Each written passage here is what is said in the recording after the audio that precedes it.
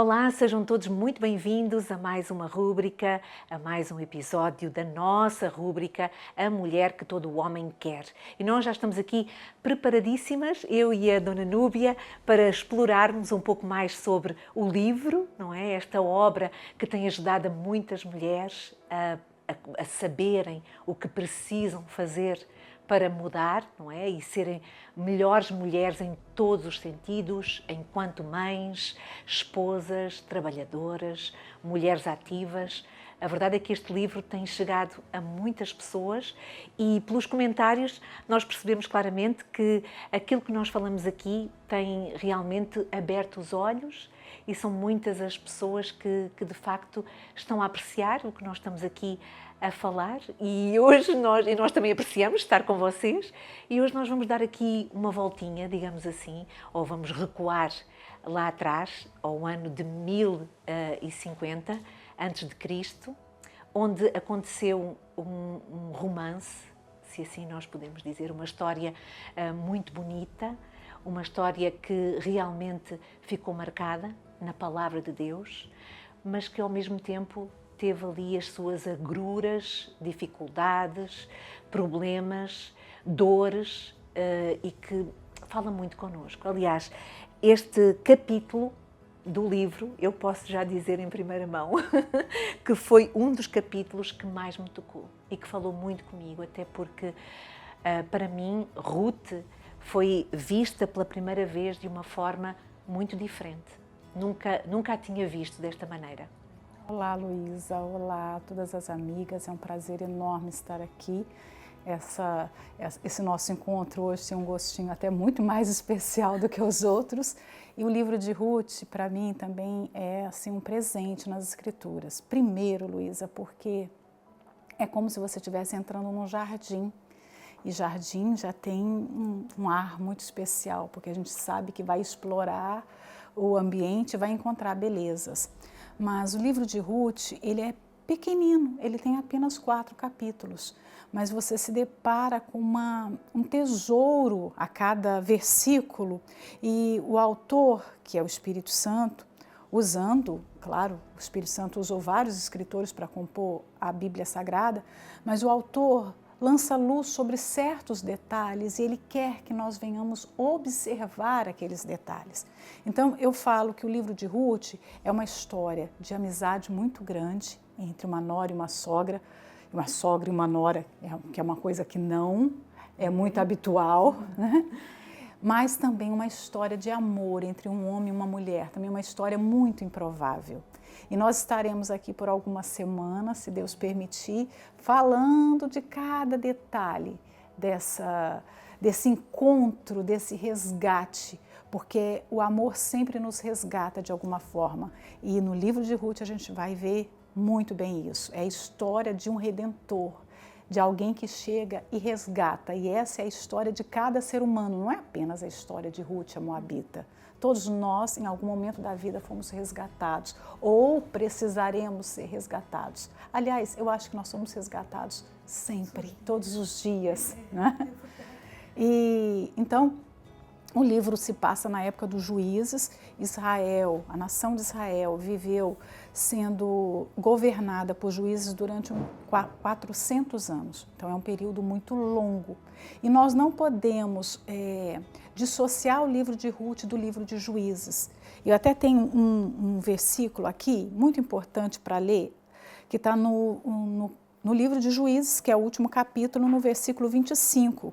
E ele diz assim: naqueles dias não havia rei em Israel, porém cada um fazia o que parecia reto aos seus olhos.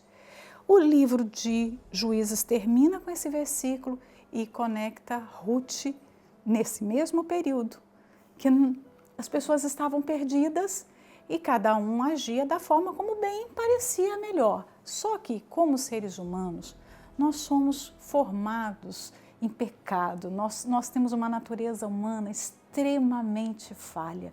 Se cada pessoa faz o que acha certo aos seus olhos, é claro que essa pessoa vai fazer errado, porque nós não somos perfeitos. Nós temos inclinações que são más, que são ruins. Então, se eu decido fazer o que eu acho de bom, você decide fazer o que você acha de bom. E cada um, no meio de 8 bilhões de pessoas, o mundo vai virar um caos. Era o que acontecia naquela época. Eles né? queriam se governar a si próprios, não é? É, porque a natureza humana é assim. Nós não queremos ser liderados.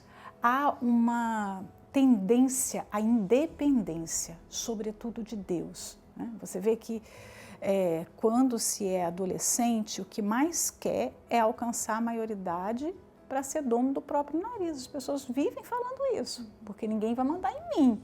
Eu vou tomar minhas próprias decisões. Só que nós não temos condições, estou falando condições espirituais mesmo, de tomar essas decisões. Sozinhos nós vamos falhar, nós vamos errar. Até porque nos decepcionamos muito depois, não é? Sim, e aí nós teremos que lidar com as consequências disso. Então o povo de Israel estava perdido, completamente perdido nessa altura.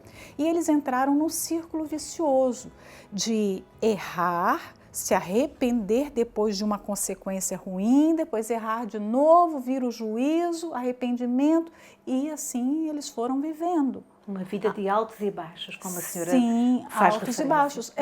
Porque é exatamente assim, como uma pessoa, por exemplo, quando descobre um problema de saúde, ela toma um susto e o médico fala, olha, você precisa fazer dieta, você precisa fazer exercícios. No primeiro momento, assustada, ela se enquadra naquela proposta. Exato. Mas o tempo passa, ela começa a se sentir bem E relaxa. e relaxa. Esse é o ser humano. Prazer, esse somos nós, né? Nós somos assim.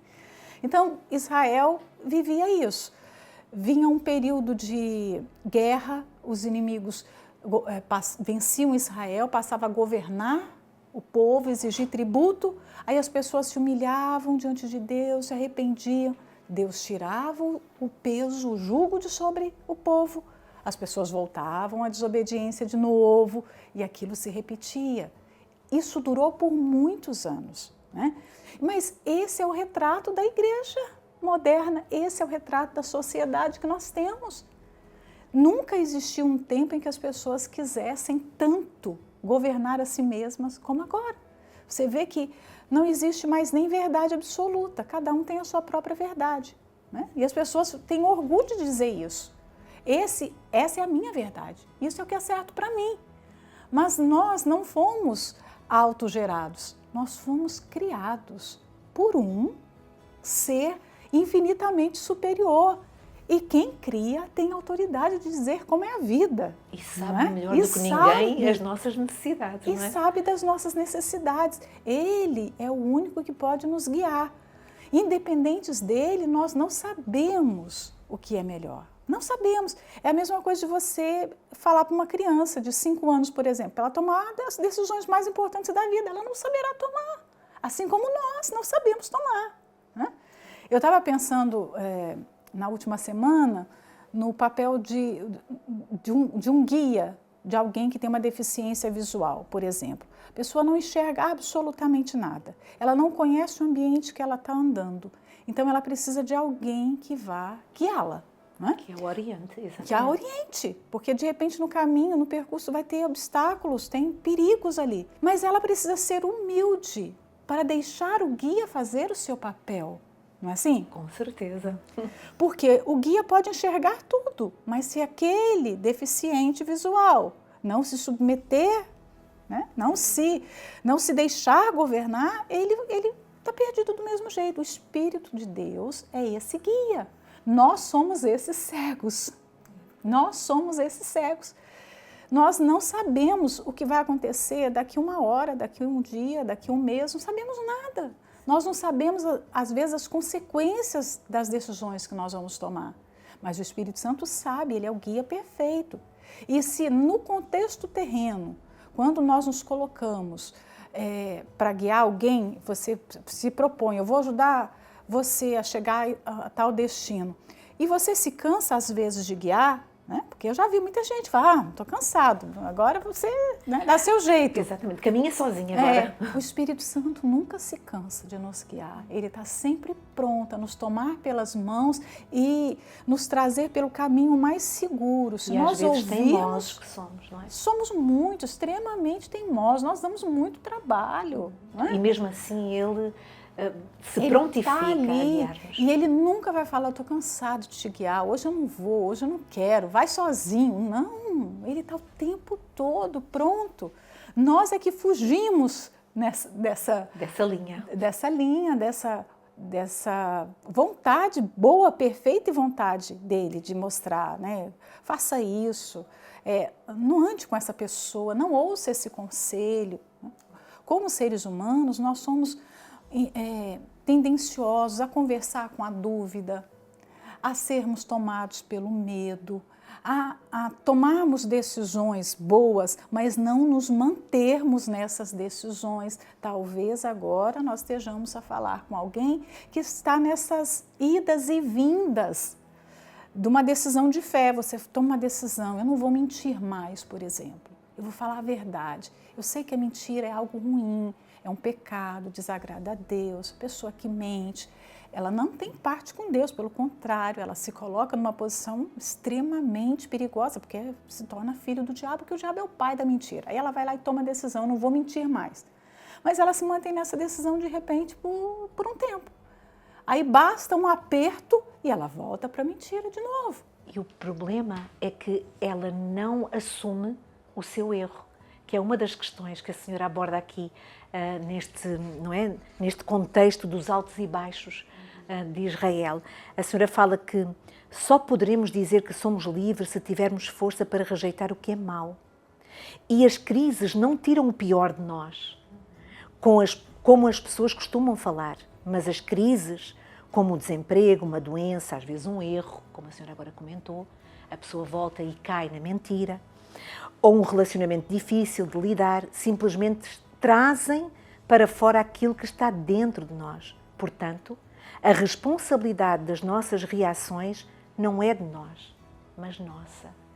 E este aqui, Dona Núbia, realmente foi um dos parágrafos que mais falou comigo, porque eu tinha muito este hábito, quando passei por uma situação e, enfim, quando passava por uma situação em que realmente eu via-me alterada, via-me impaciente e eu dizia, porque aquela situação fazia-me ficar assim. Então eu dizia, bem, esta situação tirou o pior de mim. E eu recordo-me um dia até que a senhora comentou comigo, Luísa, não é que essa situação tirou o pior de ti. Essa situação mostrou quem tu estás a ser, quem tu és. E é a realidade. E aquilo na hora, a ficha caiu-me. E eu pensei, mãe, é isto mesmo. É isto que eu sou. Eu tenho que encarar. Para quê dar rodeios? Para quê arranjarmos bodes expiatórios e imputarmos a culpa na pessoa, na outra pessoa? Quando na realidade somos nós, não é? Os que temos que assumir o nosso erro. E aquilo era o que estava dentro de mim. Então, é isso que nos faz mudar, quando nós enxergamos. Exatamente. O povo de Israel vivendo aquela crise, porque com a desobediência veio a fome, uma fome muito grave. Eles desobedeciam a Deus e não podiam colher coisa diferente. Então, veio uma fome sobre Israel. E o povo passava muitas necessidades. E aí você pensa, a culpa é do governo, de quem está liderando? A culpa é do campo, que não está produzindo o que deveria produzir? A culpa é do céu, que não manda chuva? Porque normalmente as pessoas procuram esses bodes expiatórios, joga a culpa em todo mundo, mas não consegue olhar para dentro de si mesmo, né? Então, muitas vezes, a mulher, quando fica nervosa com o marido, ela pensa, é o meu marido, eu tive essa atitude porque o meu marido falou isso. Não, você teve uma atitude consoante o que está dentro de si. Aquilo que o marido falou, que o filho fez, só ajudou a trazer para fora algo que estava muito escondido ali dentro, né? Então, é muito bom que nós sejamos, às vezes, exprimidos. Exatamente. Porque aí é a forma da gente se conhecer. É porque nós achamos que estamos muito que bem. está tudo muito bem. Exatamente. Que todo mundo é ruim e que nós somos excelentes. Né? A culpa é da nossa família, a culpa é do país que a gente nasceu, não é? A culpa é do temperamento do pai, da mãe, a culpa é da escola, do professor que não gosta de mim, a culpa é do desemprego, do problema financeiro, eu estou nervoso, eu estou nervosa por causa do problema financeiro. Não, o nervosismo já está dentro da pessoa. Né? Exatamente isto. E é isto que nos faz pensar como nós somos seres tão inconstantes, não é? Por isso é que nós não mantemos essa constância, esse foco de agradar a Deus. Porquê? Porque muitas vezes reportamos a culpa para o outro, quando na realidade, quando nós assumimos a responsabilidade e nós voltamos-nos para Deus, Ele está sempre pronto para ser esse guia que a senhora falava. Porque Ele só guia aquele que se disponibiliza. Ele só guia aquele que é humilde. Ele só guia a senhora tirou a palavra humilde. O rebelde, teimoso, orgulhoso não pode ser guiado. Né? É a ovelhinha que é guiada pelo... Então, todos nós, para a gente fechar com chave de ouro esse nosso diálogo aqui, todos nós precisamos de um rei. Nós não podemos viver sem rei. Por mais que a nossa sociedade moderna venha falar, sabe, que nós precisamos ser independentes, nós precisamos conduzir a nossa própria vida, você é dono de si mesmo. O empoderamento humano hoje está tão em alta que não há respeito mais às autoridades, aos pais, aos professores, de tanto que o ser humano se colocou sabe, hoje o homem é o seu ídolo. Não é nem que ele adora ídolos, não, sabe? Ele se tornou o seu próprio Deus, né? E a verdade é que nós precisamos de um rei. Ninguém pode viver sem um rei. Sem um rei nós vamos nos perder. E esse rei é tão bom, tão amoroso, faz tão bem pertencer ao seu reino, faz tão bem obedecer às suas leis, elas nos protegem. Talvez você pense que a palavra de Deus, os mandamentos de Deus vão te limitar, vão te deixar tolhido, triste de alguma forma. Pelo contrário, vai te libertar, porque como a Luísa acabou de ler, nós só somos livres se nós conseguimos ter força para dizer não para as coisas que nos prejudicam, que nos fazem mal. Se a pornografia te domina, você não é uma pessoa livre. Se você não consegue viver longe de um vício, se você não consegue viver longe de uma amizade que te prejudica, de um relacionamento abusivo, se você não consegue se manter numa decisão, por exemplo, você faz um propósito com Deus, mas não consegue se manter, você fala que vai ir aos cultos, quarta, domingo, você não consegue manter uma coisa tão simples, quer dizer, você não é uma pessoa livre. E não é livre porque você não tem esse rei. Porque quem está no reino de Deus é livre de verdade. Nós vivemos num mundo de escravidão, de aprisionamento. O mundo aprisiona tanto hoje que as pessoas estão escravas do telemóvel, escravas da reputação, das redes sociais, escravas da aparência, não é? Escrava da opinião dos outros. Nós estamos num mundo de escravidão. São pouquíssimos os livres, os libertos, né? E que você seja uma dessas pessoas, porque há tanta felicidade em poder olhar para essa, sabe, essa vida tão cheia de ilusões, você falar nada disso, nem me domina, é tão bom. Mas quando há o Espírito Santo, não é? Quando há Deus na nossa vida, a verdadeira liberdade. Há a verdadeira liberdade. Eu acredito que nós encerramos bem, assim, mais um episódio da nossa rúbrica, A Mulher que Todo Homem Quer, e voltamos. Não se esqueça, antes de nos despedirmos, não se esqueça de ler este livro, mas leia-o. Leia-o e medite em cada palavrinha, porque é um tesouro, pode crer, porque Deus nos ensina muito através destas mensagens que são pautadas na Palavra de Deus. Então, até uma próxima.